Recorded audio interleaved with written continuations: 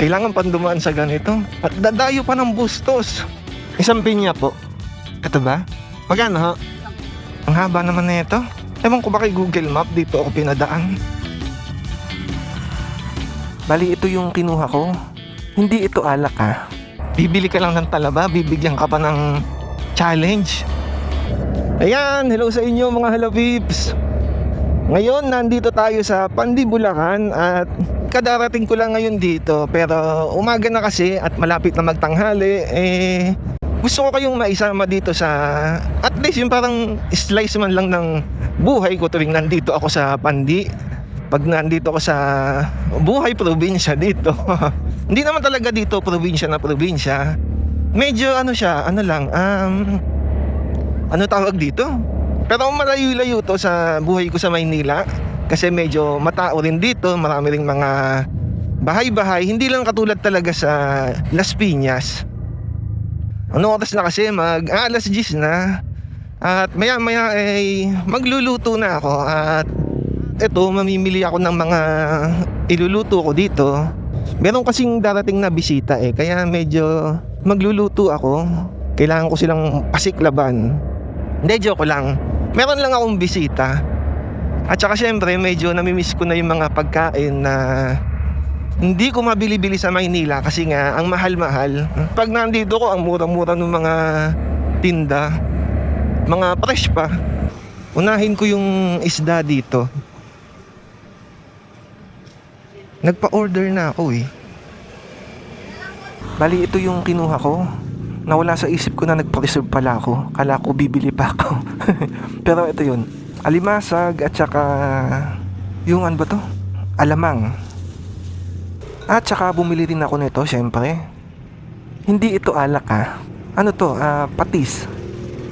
Kasi sa nalalasahan ko, kasi gusto ko yung lasa niya, mas malalim yung lasa, parang ganun.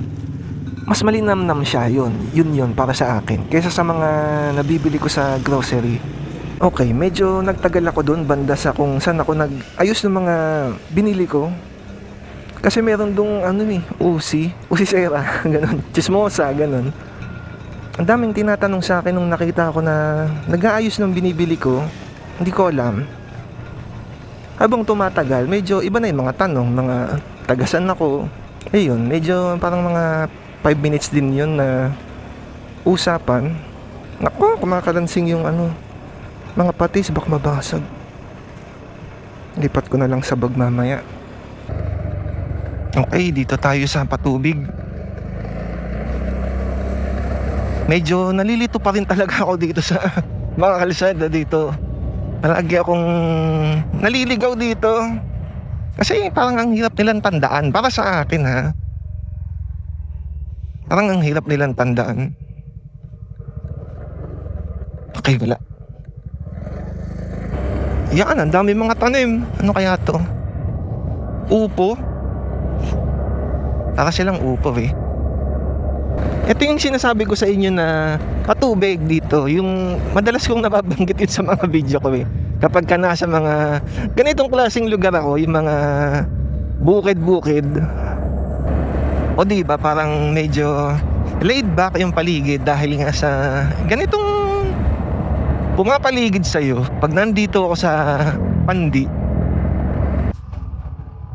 Magkano po sa talong? Talong po 30. Kamatis ho?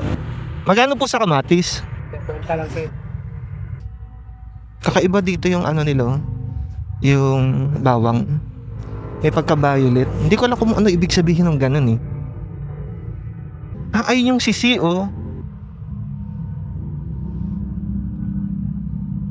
Magkano po ito? 120. Sisi.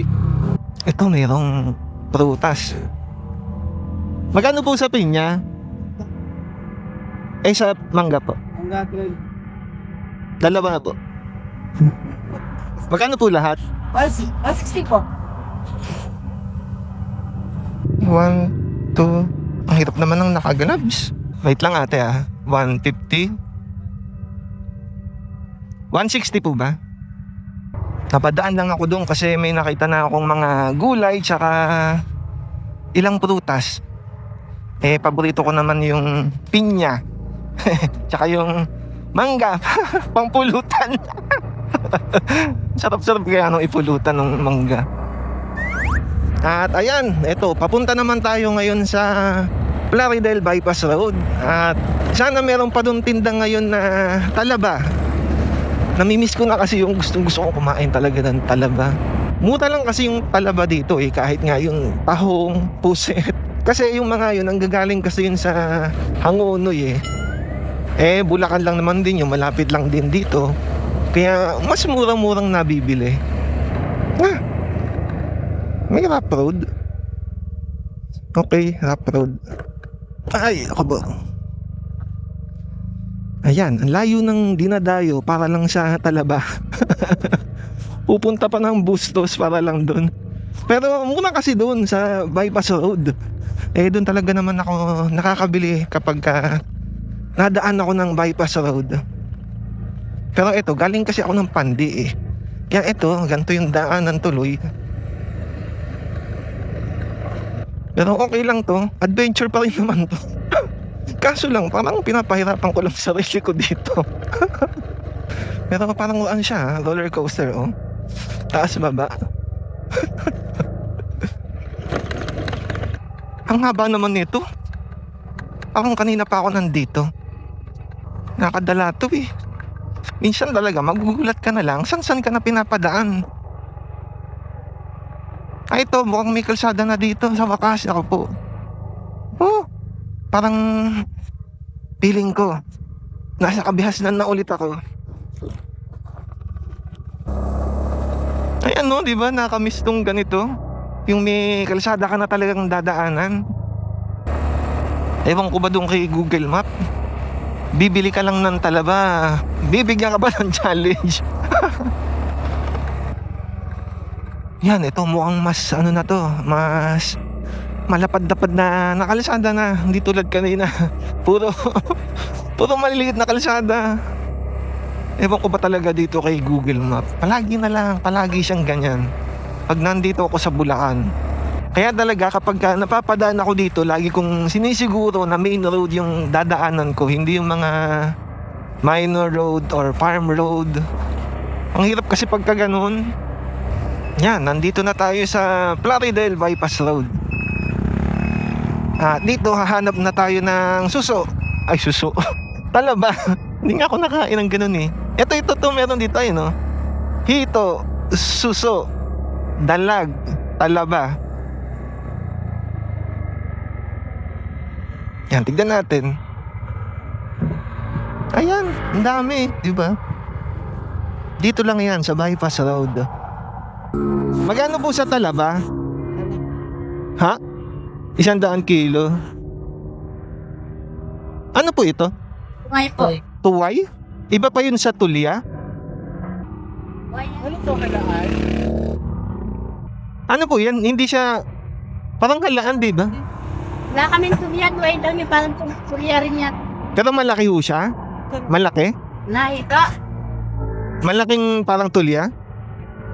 Eto, ano po ito? Bakit ang kilo po yun? Ano yung ganito to? Bagungon po. Ha? Bagungon. Bagungon?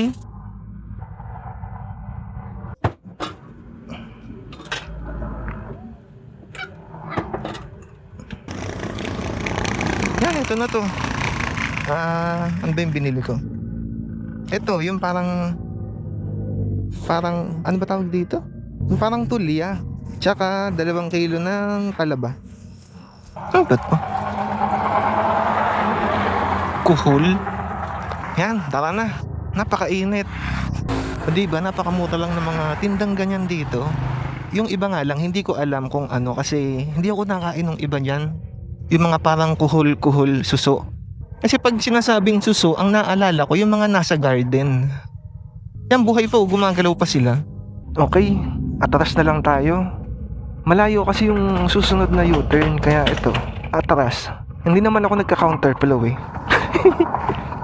Yan, ito na, Pandi na ulit. Buti na lang naiwasan ko na yung kaninang dinaanan na napakahabang rough road. At ito, napakainit lang talaga. At 11:22 na. Magluluto pa lang ako. Pero okay lang yan. Minsan-minsan lang naman tong merong bisita. Bibili pa pala ako ng dahon ng malunggay. May dahon po ng malunggay. Dahil sa magtatanghalian na ay naging abala na ako sa paghahanda at pagluluto kaya hindi ko na yun nabidyohan. Pero ito yung mga naluto ko. Binandi ang talaba, daing na bangos na nakatiklop yung ulo, yung paborito kong sisi na may kalamansi, at tinolang tuway. Simple man kung titignan pero napakasarap. Yan mga halapips at pauwi na. Hindi pala naka-record to kanina. May mga diniliver ako na 2 bigas lang naman. At ito, pabalik na ulit ako ng pandi. Ay, may ice scramble. Tagal ko nang hindi nakakakain nito. Stop nga muna. Nakakatakam talaga ang ice scramble, lalo na kapag mainit ang panahon. Medyo iba nga lang yung kulay nito kasi kulay brown. Nasanay kasi ako sa ice scramble na kulay pink.